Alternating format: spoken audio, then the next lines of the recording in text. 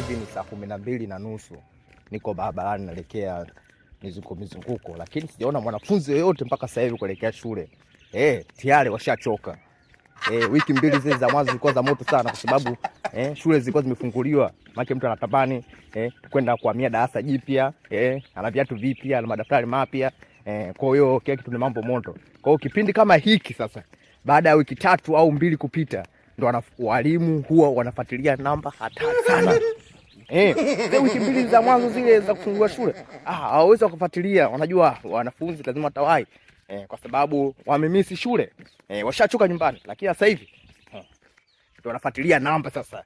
Chelewa hata dakika 2, mwalimu wa zamu, afu tena kwa kiume mwalimu wa zamu anafuatilia. Umechelewa namba, hamna. Dakika 2 simpe namba.